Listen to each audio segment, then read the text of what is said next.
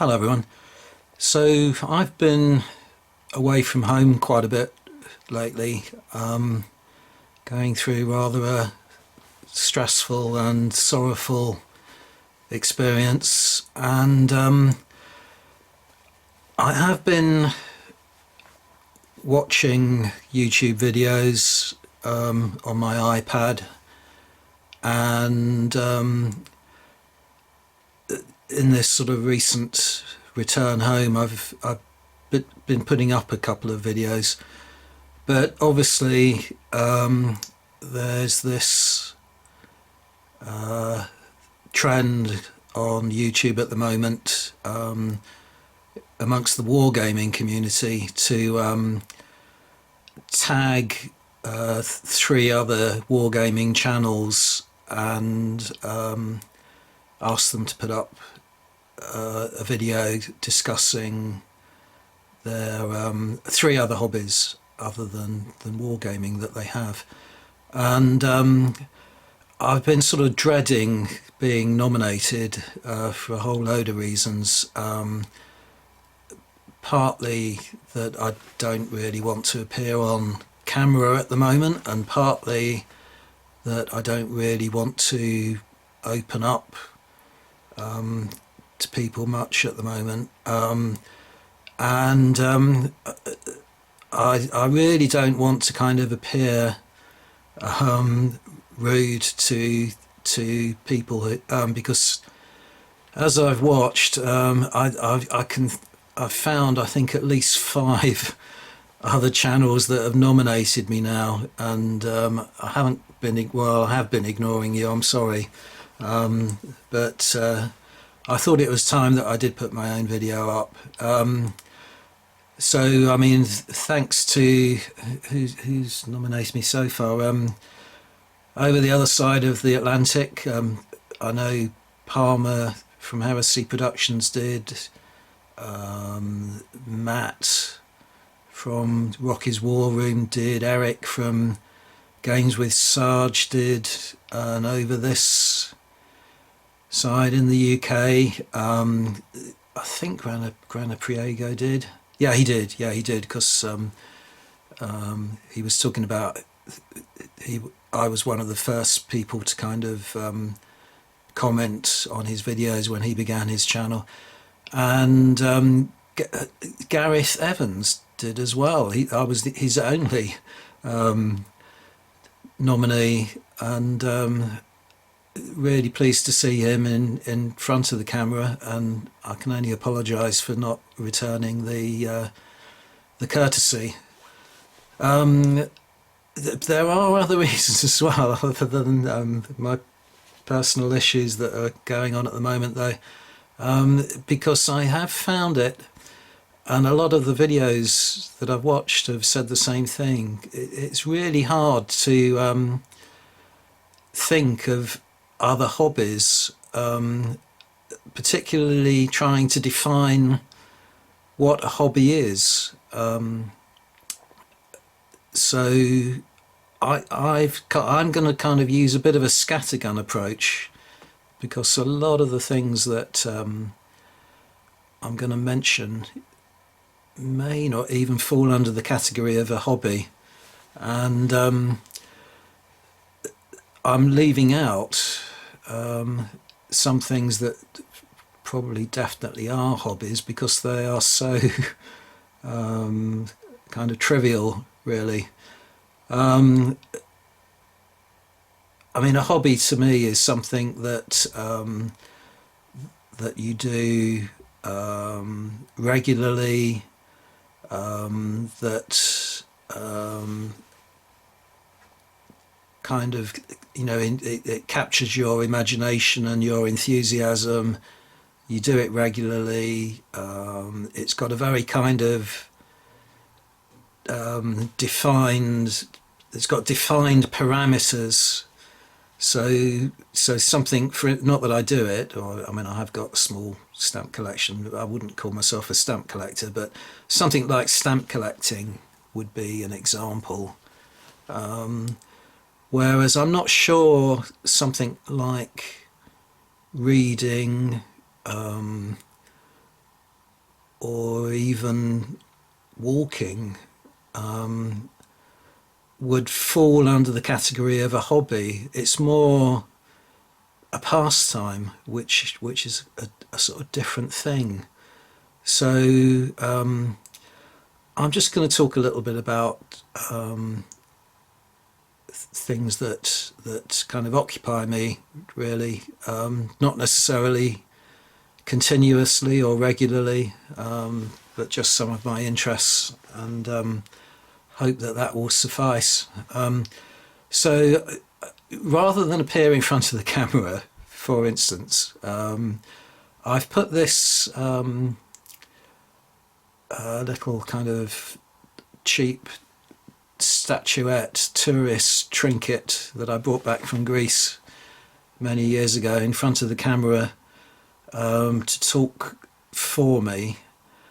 And some of you may recognize it, or the face anyway, as the sort of avatar that I have on my YouTube channel and on other online forum when I go on those, such as the Studio Tomahawk forum and so on. It's a statue of Diogenes carrying his lamp to illuminate the world with his companion dog. I can't recall the name of the dog, sorry. Dressed in his sort of shabby clothing and sort of stooped over in old age. And the reason I've put him up is I kind of, for me, YouTube is a sort of hobby in its own right. I noticed someone else mentioned that in one of their videos. Yeah, so my YouTube channel is really a little bit about all my interests, as long as they are interests sort of related to the past, which is why, in a way, I found this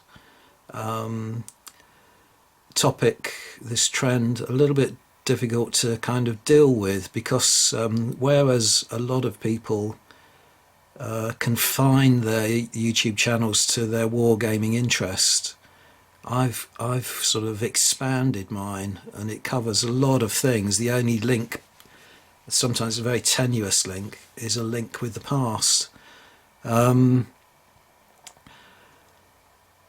So in a way, you know, I could be I could be slightly curt with people and just say, you know, well, all you've got to do is watch my channel in its entirety to find out a little bit more about my interests, but I'm not going to do that. Diogenes, the famous cynic, and all my life people have told me that I'm a very cynical person.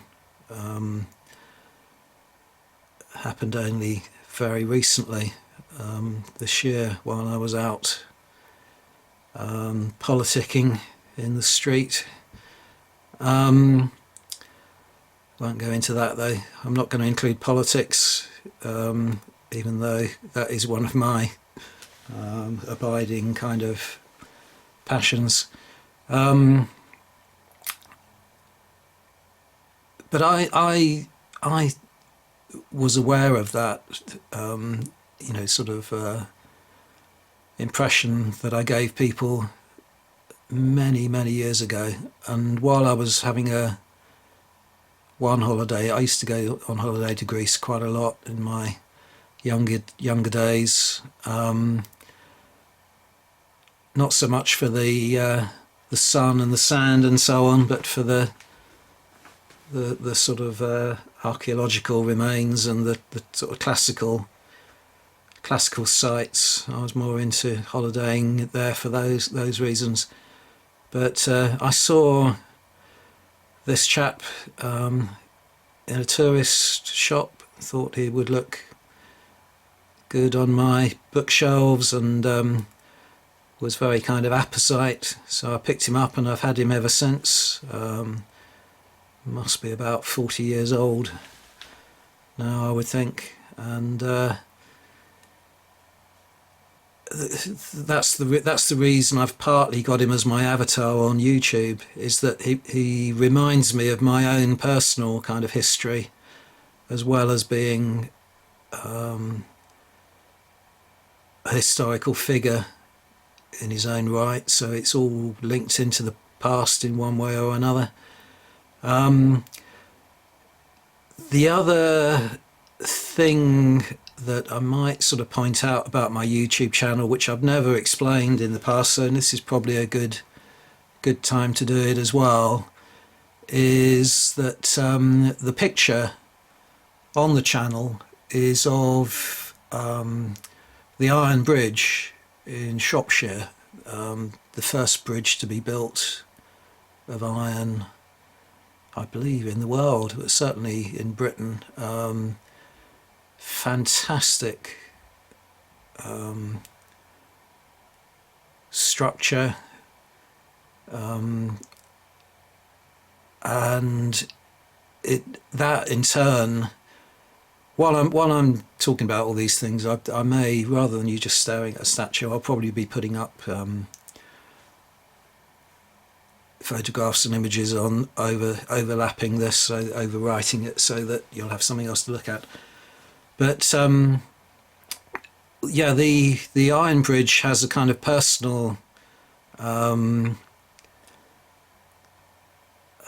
personal link with my own history and my own interests, because again, if you look at the playlists on my channel in their entirety, you will see I've got a kind of genealogical playlist, and this is another reason why I'm kind of I'm not miffed. It's rude to say that I'm miffed, but some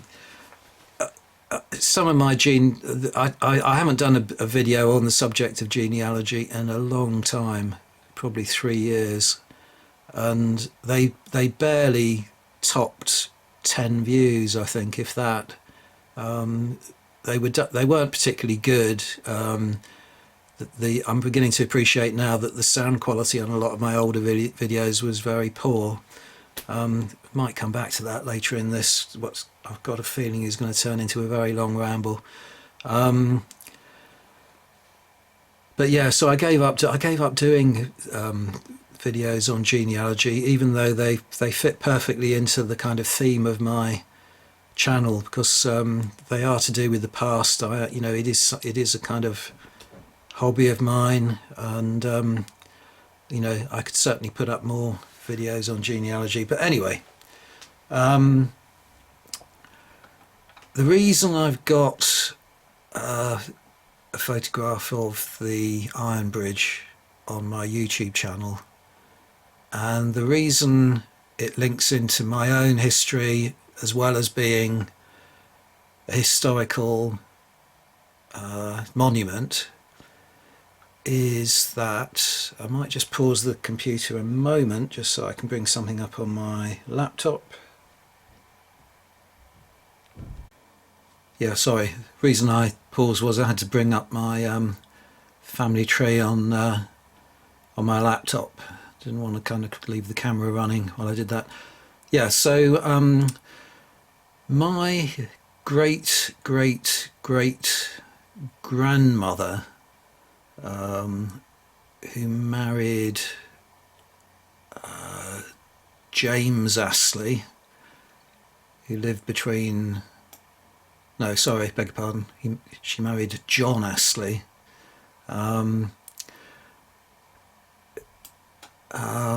was a lady called Abigail Cope, and she was born in Madeley in Shropshire in 1793, with Madeley being the eastern, I can't remember the exact compass bearings of the area, but Madeley is one side of the Iron Bridge, and it links, sorry,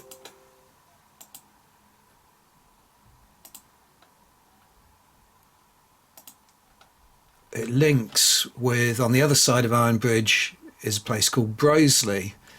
Now, that whole area in the it's very kind of picturesque nowadays, but in the 18th century, it was really one of the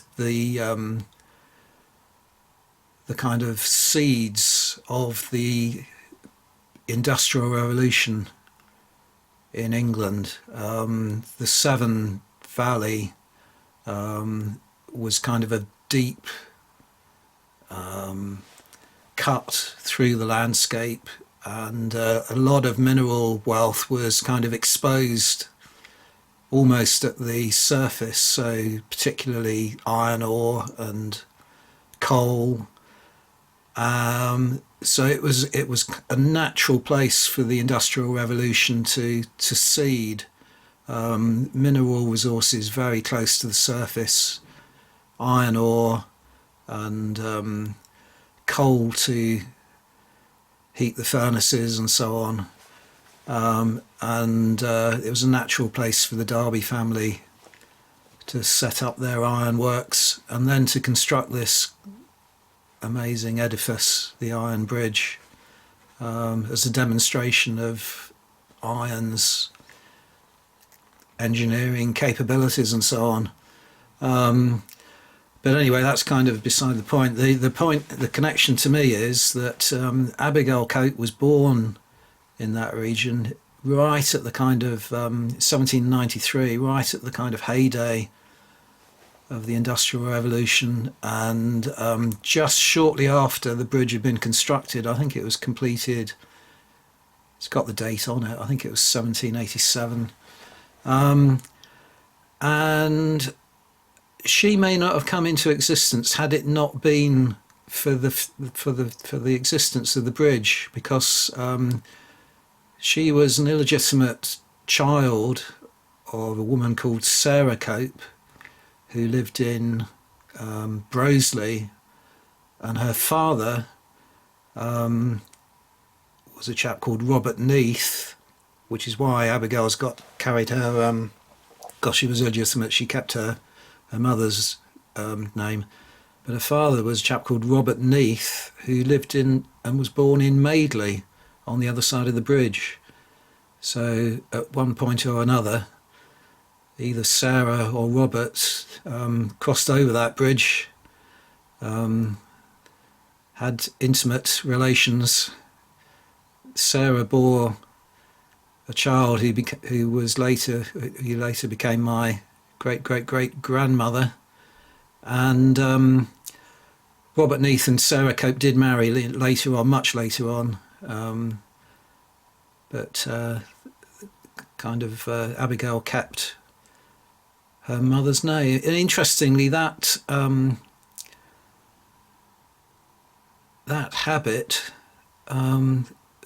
carried on right through the later generations of my family, including I had an uncle who was born prior to my grandparents getting married. So he never took the name of Astley. Never understood why, right up until the 20th century. The family was so kind of obsessed with legitimacy and so on, and a kind of stigma that attached to being born outside of marriage. Anyway, so there we go. That's a little kind of explanation about my YouTube channel, and kind of brief a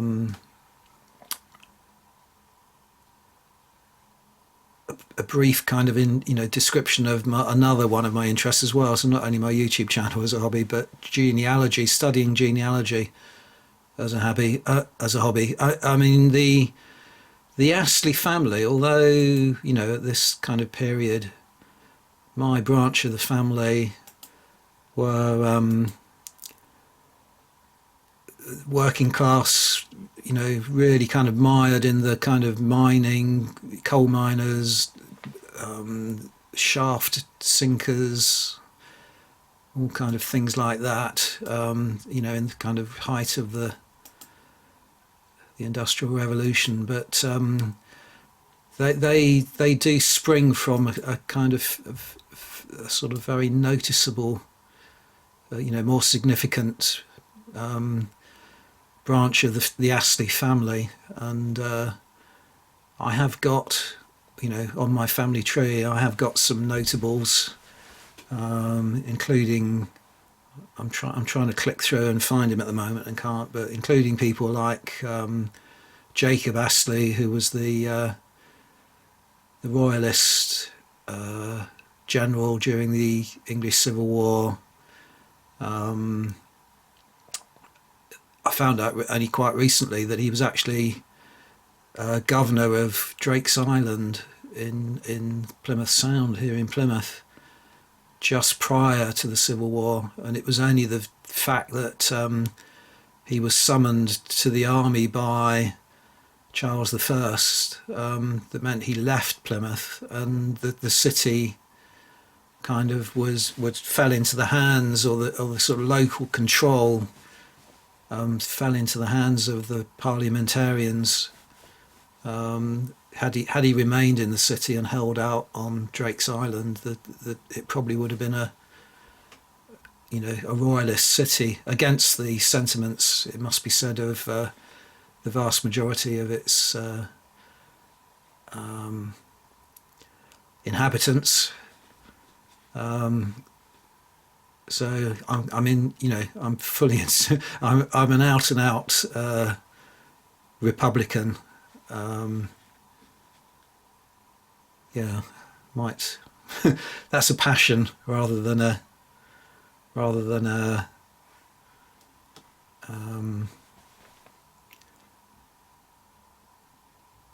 hobby. But I might throw up I might throw up another image demonstrating that, of a tea mug that I sometimes drink out of. Anyway, yeah. So Jacob Astley is a little bit of a kind of an embarrassment to me in some respects, but as royalists go, I think you can say he was a good royalist. He fell out of favour with Charles I because he'd given his parole after the Battle of Naseby, and refused to have anything to do with the royalist cause when Charles I kind of tried to revive his fight. And he had heirs, but none of them, you know, the line ran out, so there aren't any direct descendants of Jacob Astley nowadays. He was made a baron when he was in favour with the court, but at least he was a man of honour, and kept his parole, didn't take up arms again in the sort of later part of the Civil War. And yeah, I mean, and his family do link into royalty. Yeah, this might be another way of linking into another one of my passions. Some of you may watch Who Do You Think You Are, the series, the genealogical series, Who Do You Think You Are, and saw the episode featuring Danny Dyer, who is not someone I can really, you know, sort of watch in great depth. But Danny Dyer was able to link his family tree, or the researchers were for him, because I don't think he's got the intelligence or the ability to do that kind of research for himself. But it turns out that he's descended from Edward III.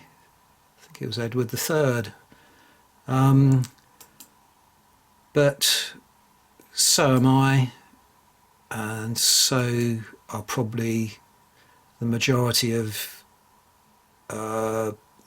UK viewers who are watching at the moment. If you were born in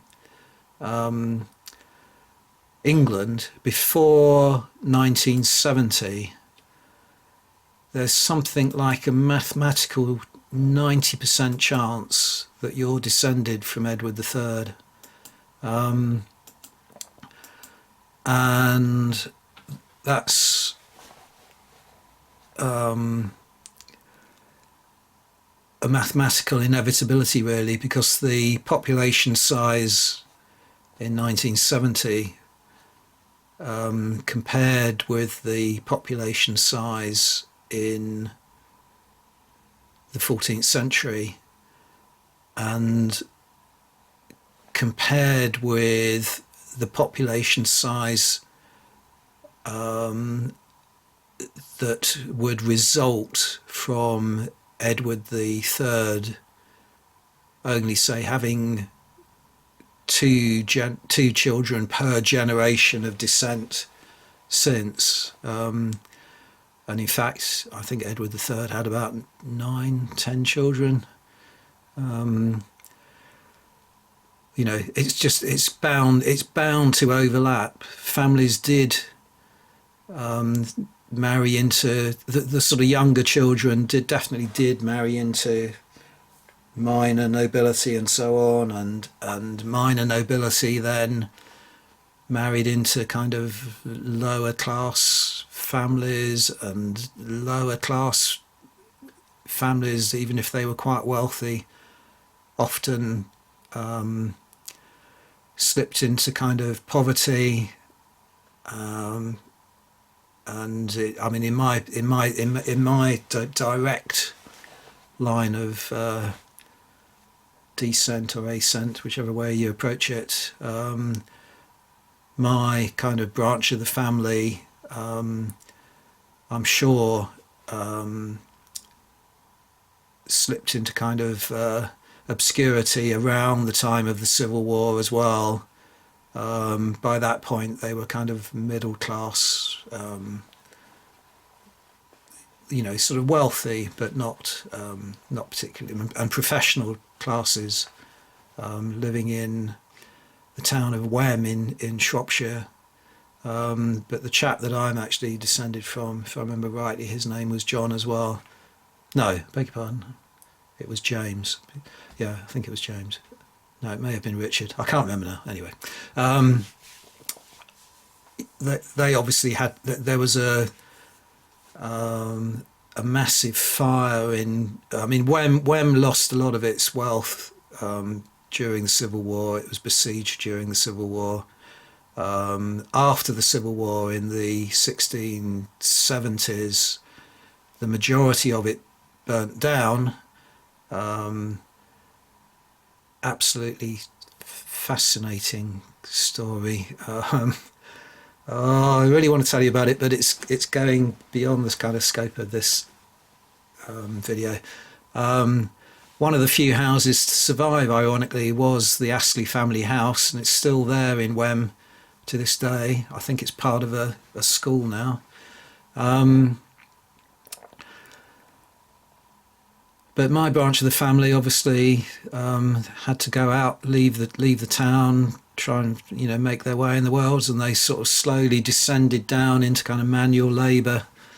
And by the time of Abigail Cope's life, they were colliers and mine workers and so on, and, you know, the family fortunes went from bad to worse, really. They ended up in Wolverhampton in you know, living in the early 19th century, living in squalor, and this is in the period when cholera came to the England, and when who was he? I think he was my great grandfather was born in 1832, which was the point when cholera first struck in a massive epidemic in England. Anyway, yeah, so I can trace my direct, or I'm pretty confident that I have done, my direct descent all the way back to a chap called Philip de Estley, who was sort of pre-Norman conquest, sort of period. I think I suspect he probably came to England with the Normans. during the Norman Conquest, and indirectly I can go much further back than that, because as I say, you know, once you can find a link into the British royal family, there are so many spurious kind of claims to descent from various people. See if I can find it on here.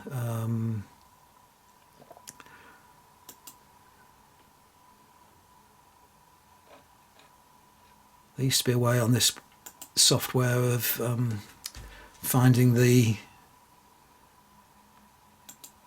oldest person.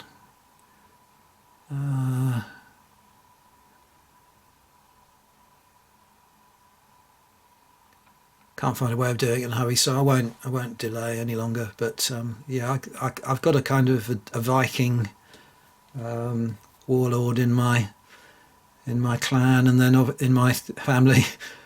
And obviously, when you get that far back, and I'm sure that link is highly dubious, you know, because the people who wanted to flatter the royal family or legitimise their claims, you know, would invent family trees. But once you get back as far as the Vikings, then you've got you know, links back through myth and so on, and legend to the Norse gods. So you know, I could even claim Thor in my family tree if I really wanted to be, you know, ridiculously literal in terms of the claims that have been made about families in the past. Anyway, enough about genealogy. Other hobbies. Yeah, I'll talk about one now that is a past hobby, but something that used to occupy me quite a lot. 2 seconds again while I change the camera angle.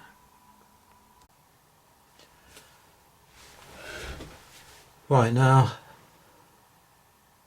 I used to run. When I say run, I was never particularly strong at it. I mean, you could almost classify it as I was a jogger rather than a runner.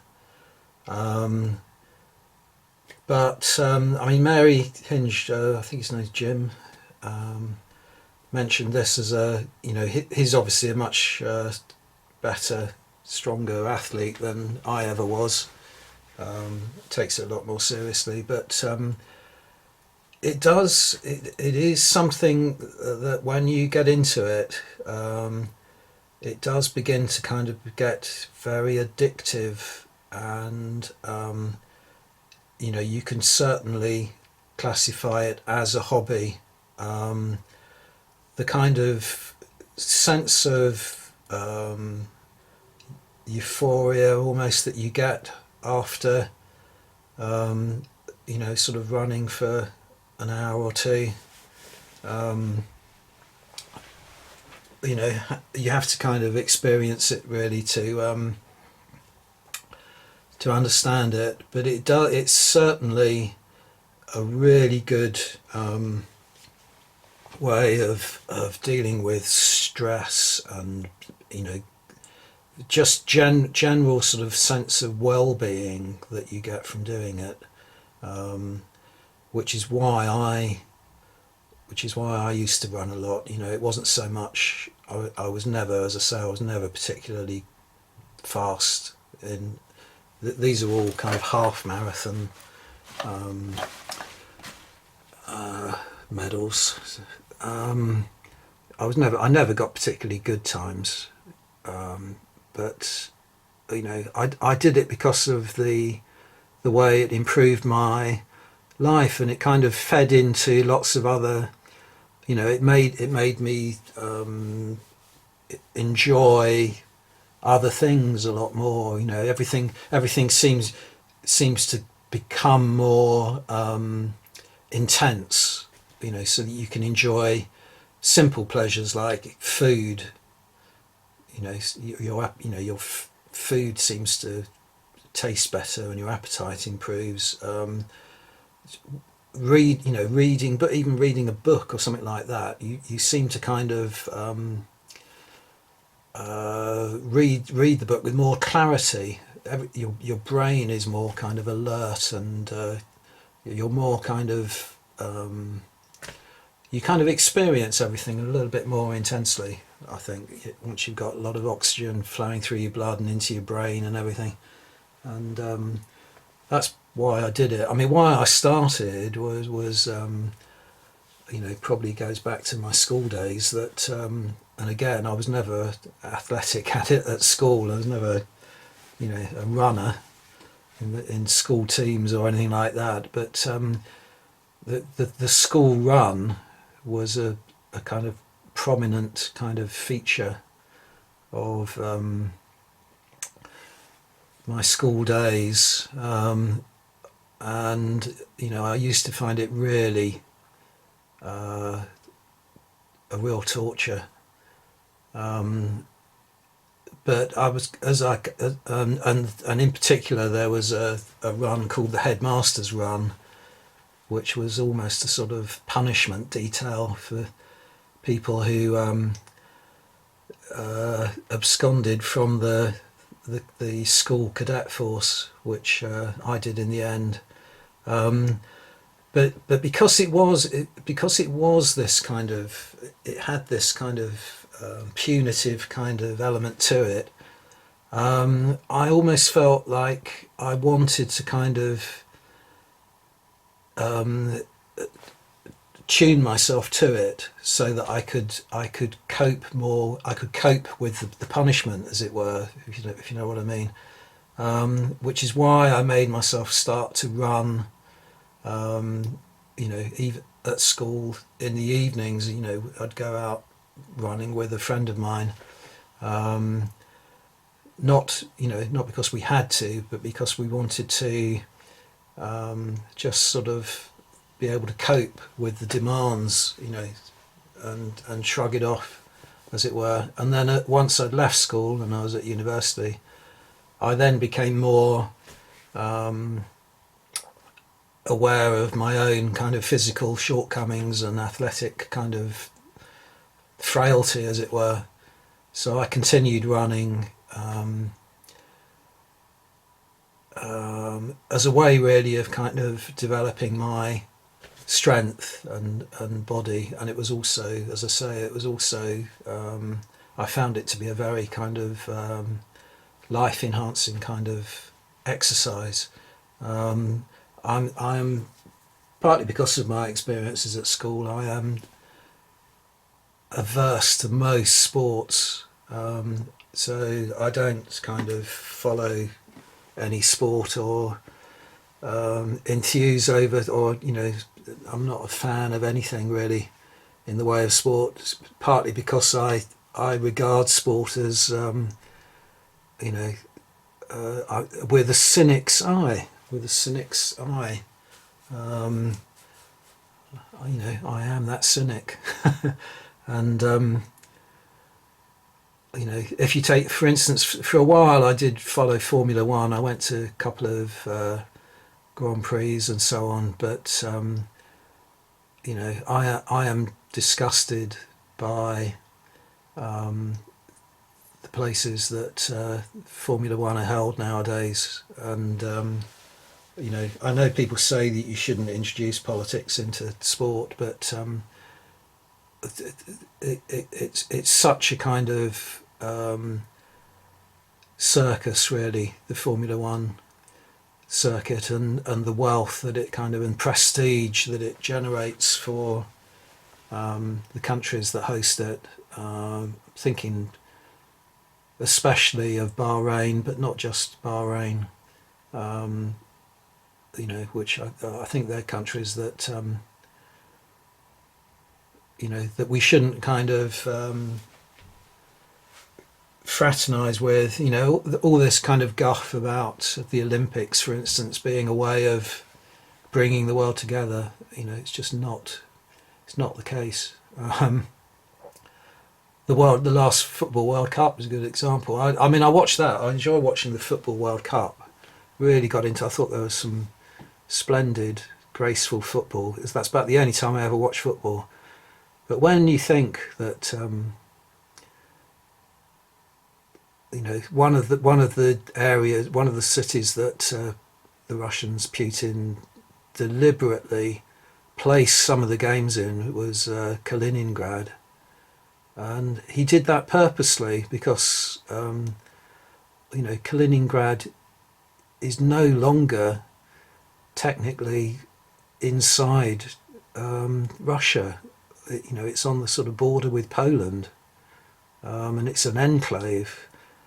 It used to be the city of Königsberg, which was the original capital of Prussia, and now it's there in exactly the same kind of situation as the city of Danzig really was after the First World War. You know, it's an irritant there. Putin deliberately place some of the games there to demonstrate, you know, that it's a Russian populated city, and the boundaries of Europe have been pushed since the fall of the Berlin Wall, have been pushed way back towards the natural kind of frontiers of Russia, and you know, that is going to be a source of friction for many years to come. You know, whatever your sympathies are, whether they're with the expansion of Europe and, you know, the kind of formation of a European state, pushing the borders all the way to the, you know, so that it includes places like the Ukraine, or whether you feel that Russia has a claim on those areas for its, you know, its own security, but also because, you know, there are large Russian populations in some of those areas in the eastern Ukraine, you know, which is an area where there is still fighting. But sport wasn't, you know, sport was used. The Olympics was not the Olympics. The World Cup was used as a kind of political statement. So that's one of the reasons I'm not really into sport. Let me get back to running anyway. Sorry, this video is, I apologise, is going to be probably the longest the longest one of all these in this topic. But yeah, some of these in here. I mean, I think the fastest I ever ran a half marathon was about 1 hour 41, something like that. I mean, to be truly kind of described as a runner rather than a jogger, I think you've got to get down to about 1 hour 30, I would say. But even in my early 60s, I was still running, and I managed to do one in 1 hour 52. But then I really began to sort of slow down, and I was struggling to get in under 2 hours, and I was really finding it's taking me a long time to recover, and you know, even kind of days after a run I would be really stiff, and then the sort of stiffness moved, you know, it was in my hips, but then it moved to my shoulders, and then one day I found it really hard. Even I went out one morning just to do some shopping at the local supermarket, and I struggled to get the shopping home, walking home, and thought there's something wrong here. And it was either the next morning or the morning after that, I kind of woke up and could barely raise my head. I could hardly get out of bed. I had to sort of roll and almost fall out of bed. And it turned out I thought I had something like arthritis or something like that, but turned out it was much less serious than that. I went to the doctor, and The blood test showed that I had something called polymyalgia, which is something a lot of men get in their late 50s and early 60s. So I was exactly the right time for it. It has to be treated. So I was on steroids, and the steroids, I was on it for about just over a year, I think, and I put quite a lot of weight on while I was on them, and also I did kind of feel that the running was contributing, the kind of pounding the pavements was and then not really doing much exercise other than that. It was kind of contributing to the problem, because I don't think anyone knows why polymyalgia starts up. I mean, it's clearly linked into hormones and so on, and changes in your hormonal balances and such like. But it's kind of an inflammation of the muscles around the joints, rather than arthritis is an inflammation inside the joints, and much harder to treat and more, difficult to kind of shrug off. But if they don't treat polymyalgia, and that was the thing that freaked me out a little bit, if it goes untreated, 10% of people who have polymyalgia go on to get something called temporal arteritis. I don't know why. I haven't got a clue why that should happen, what the link there is with the arteries in the side of your face and head, but that in turn can lead to blindness. So they do have to treat it seriously, even though it's not a kind of life-threatening or totally debilitating problem. But after that kind of all the increase in weight and the fear that I might be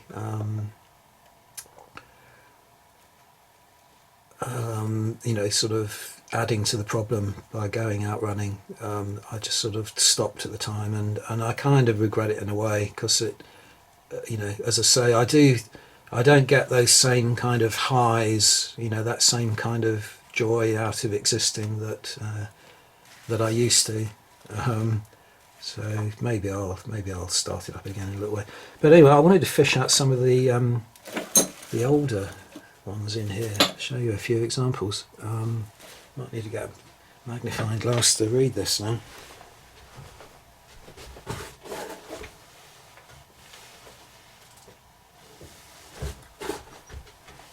Yeah, I wanted to show you this one,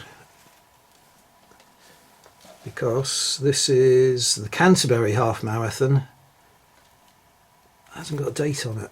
That's a shame. But I ran the Canterbury Half Marathon a couple of times in the 1980s. I don't think they hold a half marathon any longer. No, I don't think they do. But I used to really enjoy that half marathon. So this one dates from around 1984, 1985. I always remember one particular run. I used to sort of, I don't know, maybe I was a bit sadistic, or as well as being masochistic in putting myself through it. But I used to like seeing people collapse or have accidents or falls and things like that. It gave it more of an element of a race. If you were leaping over people, stumbling and so on. But very close to the start of one of these races, it was held in April, I think, and it was spring, and it started off, might have even been the cricket ground. It was in that area, close to the hospital. Oh yeah, and by the way, Jim had mentioned being going to the Kent cricket ground. He didn't mention, I'll just throw this in as a kind of complete tangent, he didn't mention it's the only cricket ground in the country to actually have a tree inside the boundaries. So they have to sort of play around this tree, or it certainly used to in the 1980s. I imagine it's still there, unless it got struck down with something like elm disease or something. It might have been an elm tree. Anyway, close to the start of the race, it went through a lot of kind of suburban area, which had all these cherry trees lining the road, and there was quite a crowd on either side, and I was running alongside someone, a complete stranger, just sort of keeping pace with him, and someone in the crowd, his family or someone, recognised him and shouted out to give him a bit of encouragement, and he turned around to wave at them, didn't look where he was going, and he ran smack into one of these cherry trees, and fell backwards, completely stunned, and not funny really. I mean, he was out of the race. He was probably knocked unconscious. But as I ran kind of past, the force of his impact on this tree, which gives you an impression of how bad it was, shook all the kind of cherry blossom off of the tree. So I was kind of showered with all this sort of confetti as I went past. And no, that's the sort of scene that has never left me. I always remember that. Yeah, I ran quite a lot recently. This is in the sort of recent 2000s. There's probably there's not even 2013. So I ran quite a lot of Bexhill half marathons, which were done to raise money for the poppy appeal. And in fact, because I ran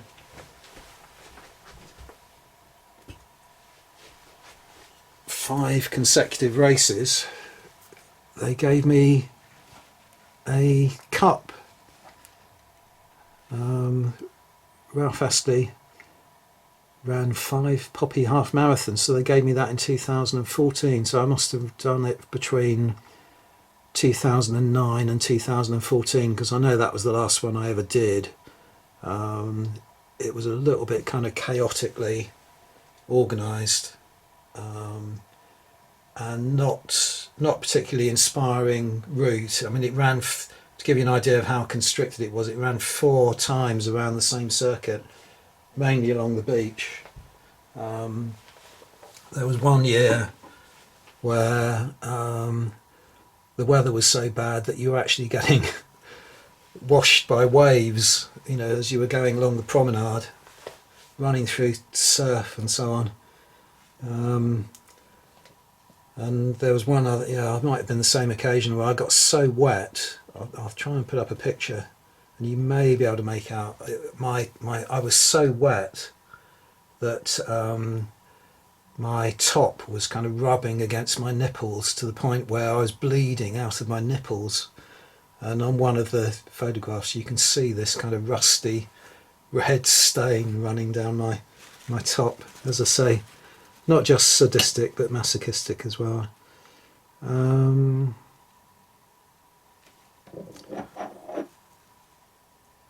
Trying to read what some of these are. Why has this one got Australasia written on it? I've never been to Australia. Maidstone half marathon, 1985. I can remember doing it. National Mutual of Australasia. They must have been sponsors of it or something. Don't even know what they are. An insurance company or something.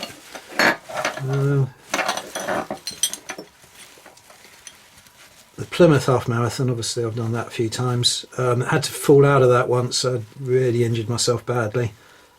Right at the start, because it runs along a lot of roads with speed bumps on them, and with the crowd in front of me, I didn't see this speed bump coming, and caught my foot on it really badly, and pulled a hamstring, and could barely walk back to the start line.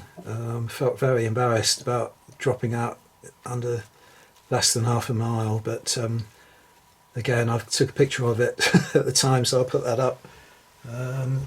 I pulled a hamstring right at the top of my leg, but it must have bled so much that I had a bruise all the way down the back of my leg to right down virtually to the ankle. It just the blood just went through all the kind of tissue spaces and then came out as a massive bruise on my leg.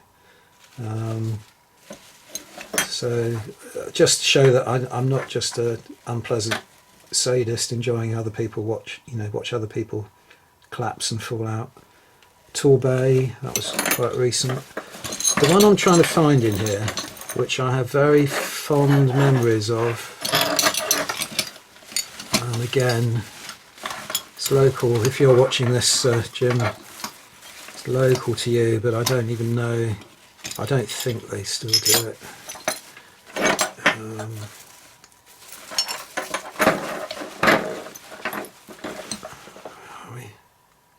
It's Wolverhampton.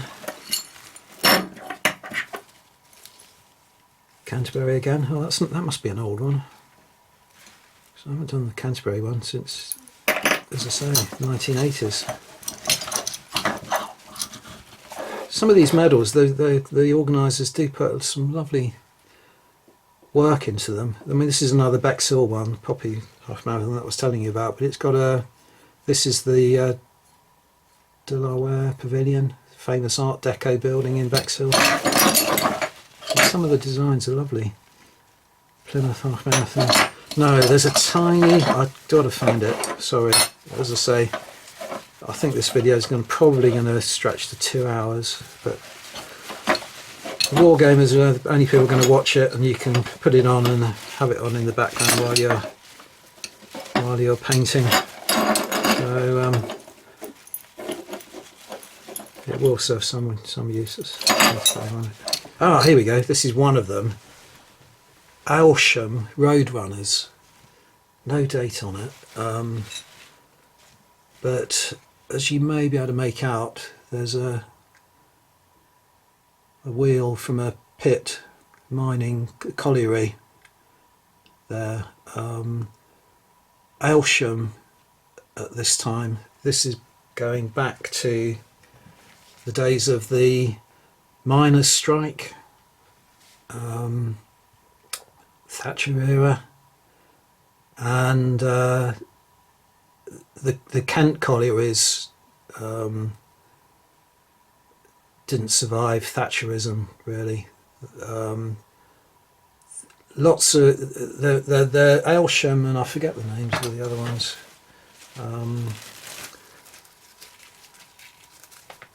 I think this is another. No, that's Canterbury. Yeah, I forget the names of the other mining villages in Kent that are sort of south of Canterbury, but the mines themselves ran out under the English Channel, so it doesn't take much disuse for them to fall completely into there. They just fill up the seawater again.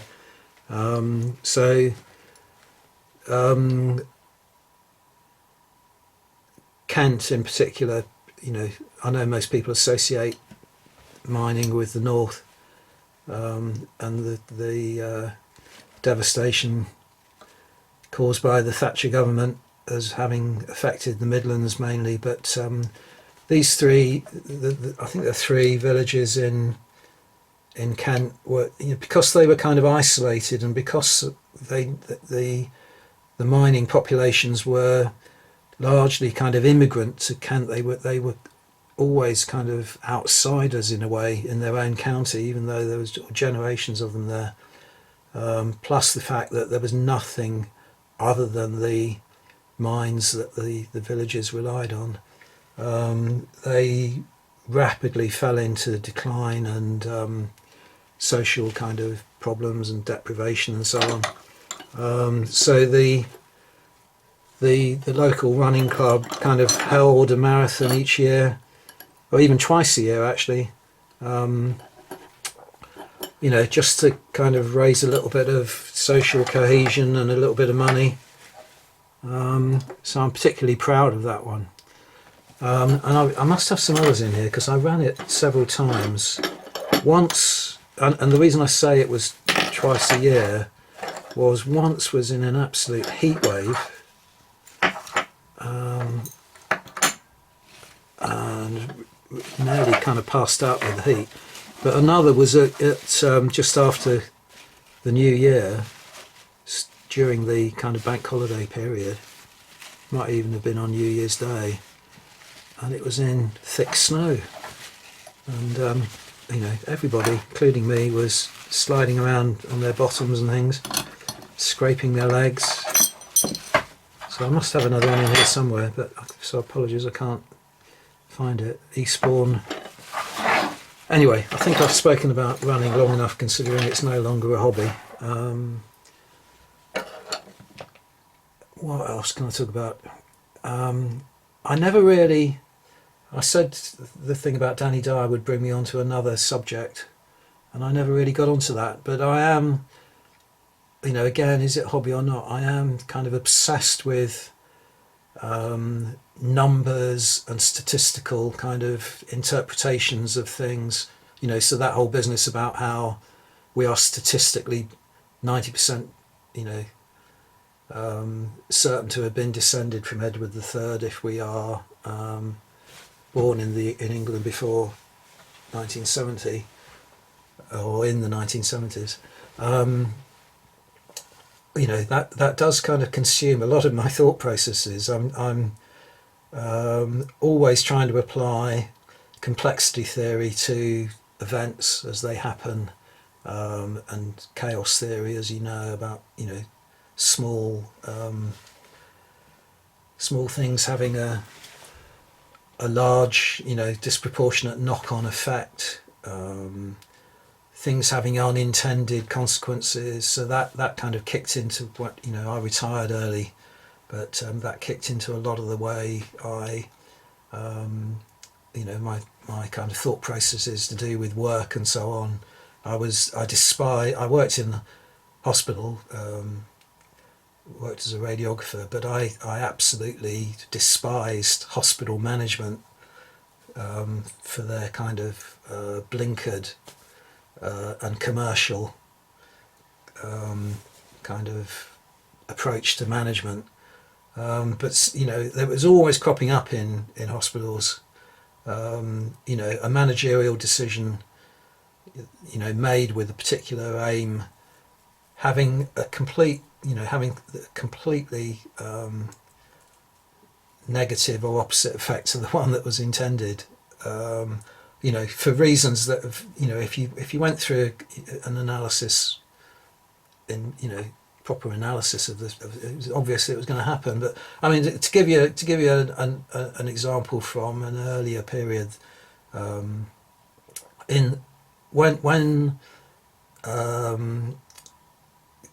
you weren't obliged to wear a seatbelt in a car, there were absolutely horrendous injuries to people who were thrown through the windscreens of their cars when they came to a sudden stop, or had a collision or an accident. Really traumatic, disfiguring, life-changing injuries to people's faces in particular, severed arteries, all that kind of thing. So quite rightly, the government campaigned to make front seat belts compulsory at the time. I think you have to wear them wherever you are in the car nowadays. But an almost immediate repercussion of that, and something that you wouldn't necessarily imagine, was that the number of accidents, road traffic accidents that happened, expanded exponentially, just increased exponentially. So there were a lot more accidents, fewer facial injuries, because people were being held in their seats and not thrown through the car window, but almost as many sort of serious injuries as before seatbelts came in, because the number of accidents increased, and out of those there were still people who were getting whiplash injuries and broken bones and broken spines and so on. And the reason was that because once people started wearing seatbelts, they felt safer in the car. so they would drive faster and drive more recklessly. You know, so that is an example of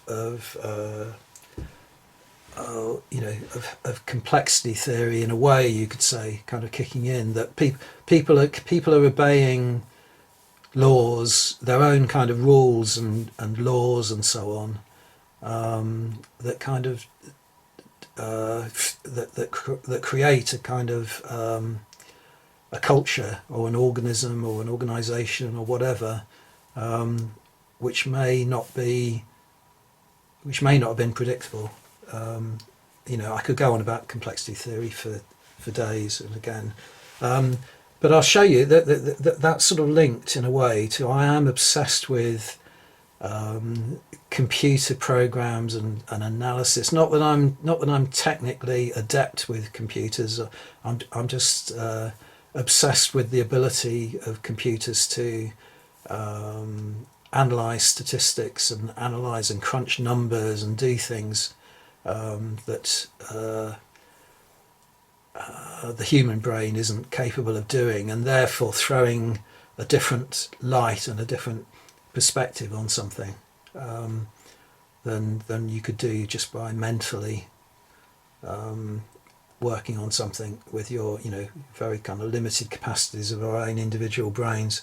But what I was intending to do, and I haven't done for this video, was, because I'm not appearing in front of the camera so much, I was going to use a piece of software that I've just got hold of to animate the head of Diogenes, the cynic. Come back to the cynic again.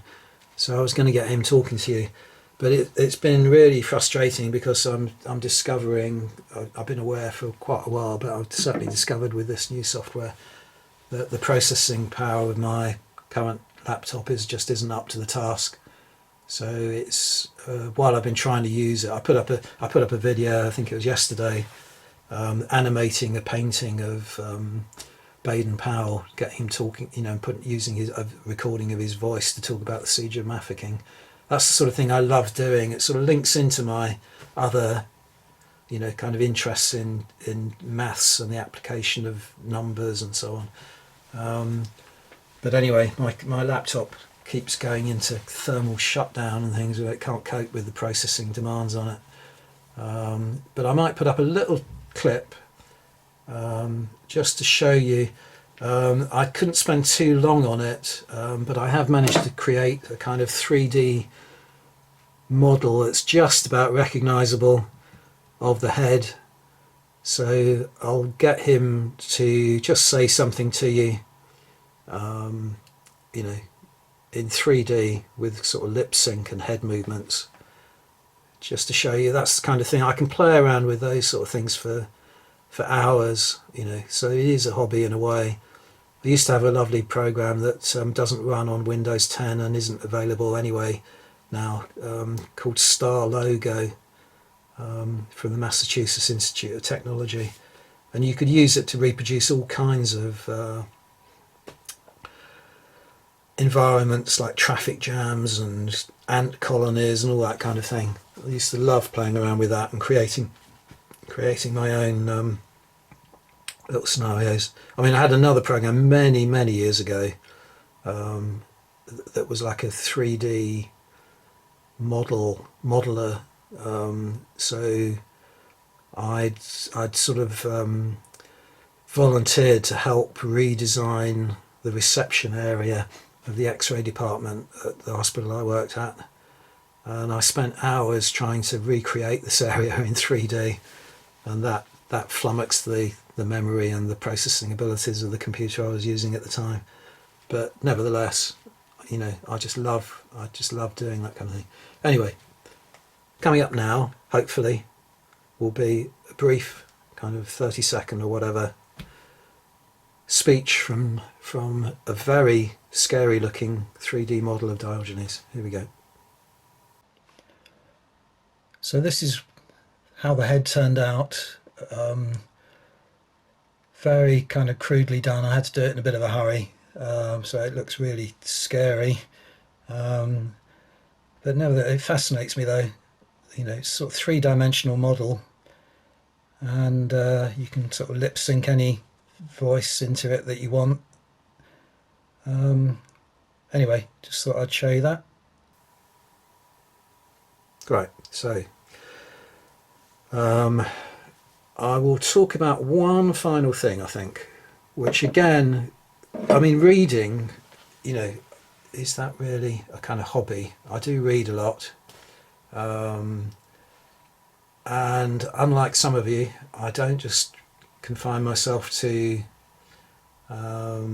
factual stuff. I love reading history. But many years ago, I was introduced to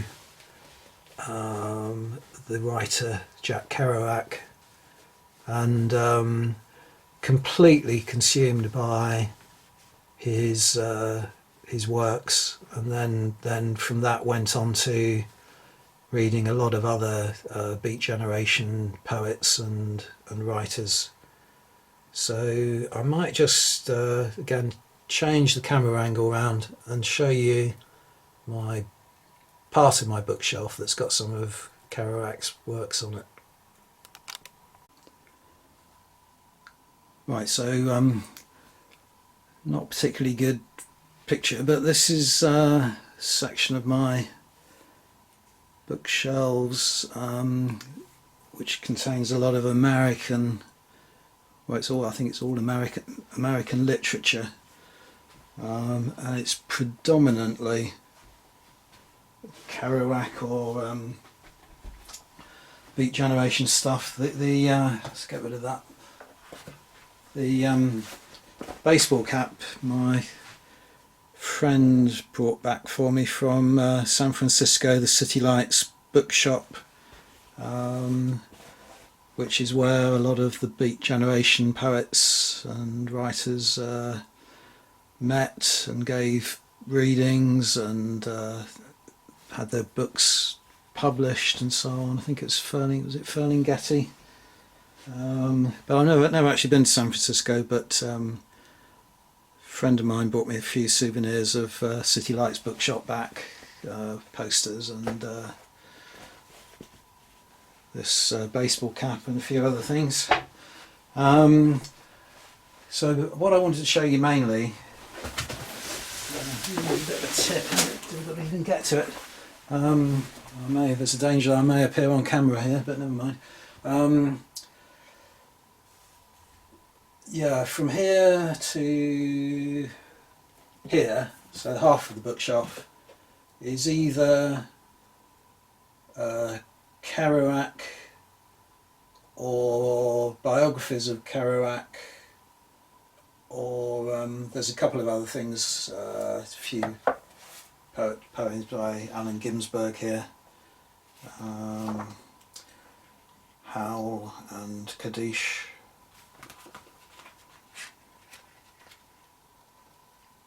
Yeah, so you can see the City Lights bookshop.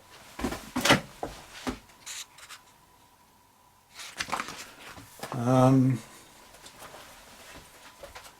there's also Neil Cassidy's attempt at an autobiography.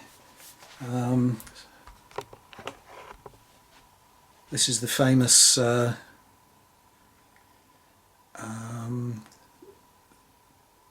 photograph of Kerouac and Cassidy together.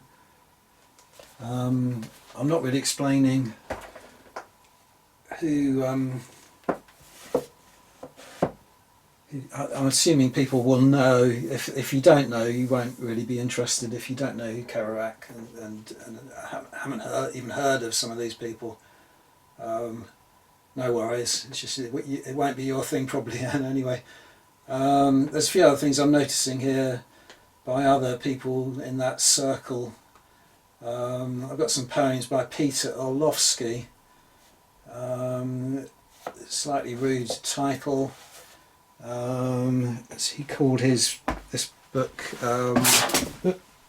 Clean Arsehole Poems and Smiling Vegetable Songs. And part of the reason for that is that that one of the things that one of the small things that kind of melded this group together was they were kind of always aware about how they were criticised for being beatniks. It's where the expression beatniks comes from, a little bit uncouth and grubby and so on. And yet they all kind of they developed a habit of keeping their bottoms clean, which sort of stemmed almost from a kind of Buddhist sort of practice in a way. They were very kind of hygienic in terms of their bowel motions and so on. I don't know why I'm going to all this in such a... But anyway, so they had this thing about how all the sort of people that looked down on them and criticised them actually had dirty bottoms, which is why, hence the title. Got another thing here, Martin Dubenham, Visions of Kerouac. I think I bought that in Amsterdam, if I remember rightly, some time ago. A lot of Kerouac's books are called Visions of this or Visions of that, Visions of Cody, all these real life characters feature in Kerouac's novels. You know, but he gives them different names. So Cody is actually Neil Cassidy. Vanity of Deleuze. Visions of Gerard. Gerard was an elder brother of Kerouac who died in his youth. Yeah, basically Kerouac was a sort of he sort of practiced sort of spontaneous prose. So his most famous novel, On the Road, the original version of that was written on literally on a continuous piece of paper, and he wrote under the influence of a lot of stimulants and drugs and so on. And it came out sort of first thought, best thought type of thing. And he, On the Road later, was very heavily kind of edited and so on. So the edition of On the Road that we read isn't the original version.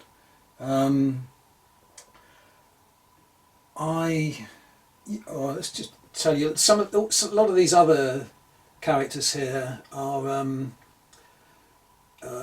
authors and writers who may or may not have influenced Kerouac to a greater or lesser extent. I mean, he certainly admired Hemingway, and there are elements of not only the writing but the character, Hemingway's character, in a way kind of paralleled Kerouac's. Kerouac was an athlete, you know, in his early years, played university football and had an injury, but he was always keen on athleticism and so on, and so very kind of masculine in the same way as Hemingway. Same kind of difficulties in their relationships with women, you know, happier in the company of men, but their sort of sexual preferences were heterosexual. Hemingway committed suicide. Kerouac drank himself to death. Hemingway was a heavy drinker, but didn't die of drink. But Kerouac actually died of alcoholism. So quite a lot of parallels there with Hemingway. But Thomas Wolfe, not the Tom Wolfe that you may have heard of, who wrote The Vanity of the Bonfire of the Vanities, but Thomas Wolfe, who was sort of writing in the 1930s, was a kind of precursor really of Kerouac, and Kerouac certainly read his works. Look Homeward Angel is the most famous. Thomas Wolfe's often been described as describing America from through the window of a train, and Kerouac as describing it through the window of a car. But they're both kind of, you know, sort of perpetually on the move and describing people and scenes and so on, that, you know, in quite a lot of detail. I've got a lot of Theodore Dreiser. I don't think Kerouac even mentions Dreiser. Dreiser, I think I think in my bookshelf playlist I talk about one of Dreiser's works. I'm not sure, I can't remember now. But Dreiser's sort of not really fashionable in America now. He's been sort of disowned in a way, because a lot of his writing is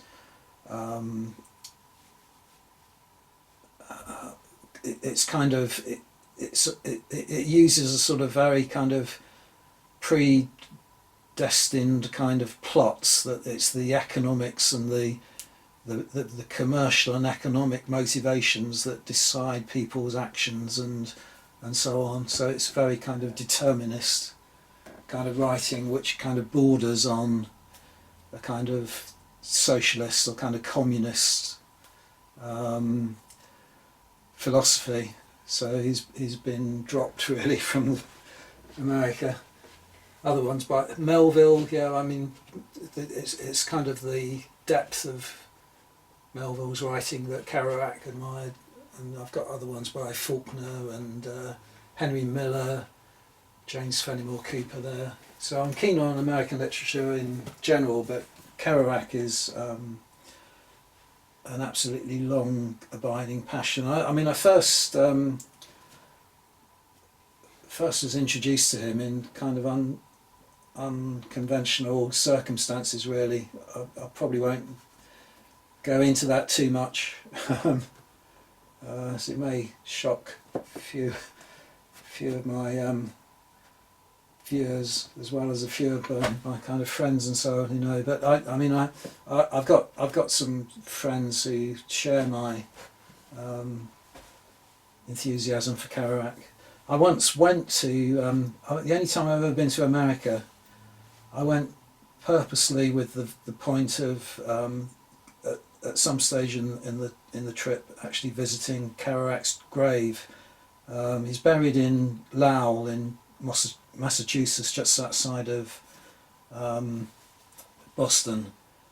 And when I went there, it was absolutely really moving experience, because he describes Lowell and Lowell in the 1940s and 50s and so on with such kind of clarity that I could recognise the place in his. It was just how I imagined it from his writings. You know, sort of still the old factories there and the river, and little things like lunch cars. You know, built into old railway carriages with the steam coming out of them. You know, it's just as he described it. But I wanted to sort of go to his grave, and on the way there I remembered that I'd seen a TV documentary once where Allen Ginsberg and Bob Dylan were standing by Kerouac's grave and reading some poetry and so on, just sort of honouring him. And I could remember from the footage that it was a flat grave. It was actually laid down into the ground, lying flat. And I went in to America in January, off season as it were. And while I was travelling by train from Boston to Lowell, which is only a short journey, it's probably only about 10 or 15 miles, it started to snow, and it had settled by the time I got to Boston. And I realised with horror that the snow was going to be covering the grave, and I was going to have great difficulty finding it. And there's a wonderful museum in Lowell. If you ever go there, it's really worth visiting. It had a lot of artifacts like his typewriter and a lot of the old early editions of Kerouac's work and so on. Various other. I mean, I was really moved to see that they actually had this edition, this copy of the town and the city, which was one of Kerouac's earlier works. This written more in a more conventional way, so I can recommend this book if you're not into spontaneous prose and so on. But they actually had that propped up against his typewriter, so I'm really pleased to have this particular one. Anyway, what was I saying? Oh yeah, in the museum I got a few other. It might have been in the tourist information place that they had in town as well. I actually had a map of the cemetery and you know, a marker roughly where his grave was. But it's when I walked out of town, the cemetery itself was absolutely colossal, far bigger than any cemetery I've ever visited in Britain. And the plot, I knew he was in this plot of land, but it was the size of several football pitches, completely and utterly blanketed in snow. So I thought I've got absolutely no chance of visiting, you know, the grave itself. And I just stood there, and it was getting dark, didn't know what to do, quite frustrated and disappointed, knew I wasn't going to be able to get back again. And you know, after this sort of transatlantic trip, it was a huge disappointment. And then it suddenly dawned on me that I could see all these American flags sticking up out of the snow, because they were marking the graves of people who had died in service, in military service. And I knew that Kerouac was buried with his wife, his last wife, who was, I forget her name, but she was a Greek immigrant family. And during the Second World War, this friend of Kerouac, who would have later turned out to have been his brother-in-law, because he was a brother of this woman who was his last wife, was a medic who died during the Battle of Anzio, and he had been buried in the sort of family plot in a grave next to Kerouac. So I was able to, there weren't that many flags in this particular area, so I knew there was going to be a flag in the grave next to Kerouac's. So I went up to one of these flags and took all the snow off it, and sure enough, it was the grave of this chap who had died. He was a kind of poet, but died before he, you know, got anything published or anything like that. Found his grave, and then I knew, like, a few steps in one direction or the other was going to be Kerouac's grave. So I sort of took a few steps, and I was prodding through, trying to find solid, you know, gravestone rather than earth. Found it eventually, cleared the snow away, and uncovered Kerouac's grave. So that was, you know, really memorable experience in my life. There was something else I wanted to tell you about from these books. Can't remember. Quite a few biographies. I'd probably rate Anne Charter's biography as the best biography of Kerouac. Very kind of sympathetic, and it's got lots of other useful kind of things in it, like you know, charts showing the identities of the real people against what they were called in the various books and so on.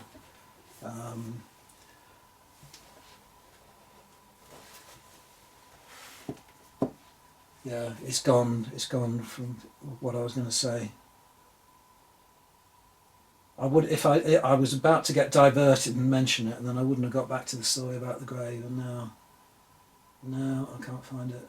I think of all the crowd, I think the only person still alive possibly is Caroline Cassidy, who was Neil Cassidy's wife, and I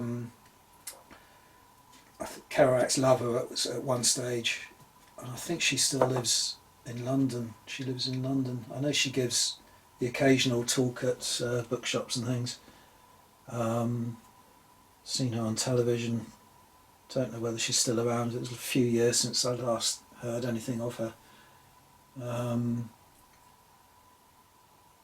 Yeah, can't remember. But anyway, I think I will stop at that point. Thank you very much for watching, if indeed you still are, as Richard A. Hardy often says on the Crystal Maze. And I've only got to now, I suppose I should carry on this rather kind of inconvenient system of tagging. So I want to tag a few people, because hardly anyone's likely to be listening by this point. They may even miss the fact that they've been tagged. So I'm going to tag, I think I'll tag 4 people in the hope that at least one of them has watched to the end. Who shall I do? Right, I wanted to tag, and I don't know whether he'll be able to do a video, because he has mentioned that he's going to have to go into hospital soon for a hip hop and so on, so hip operation, rather than, so he may not be able to do it. Is Ian at BWA Club Nemesis, who I haven't seen tagged yet, I haven't heard tagged.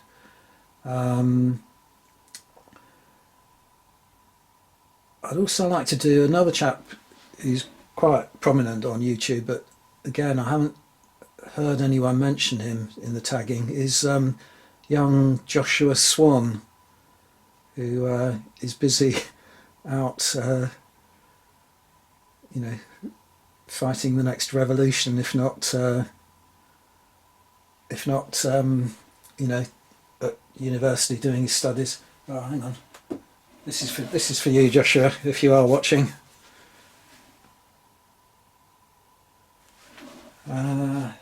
Not for you actually, physically. I won't keep that, but just a little tip to your political inclinations.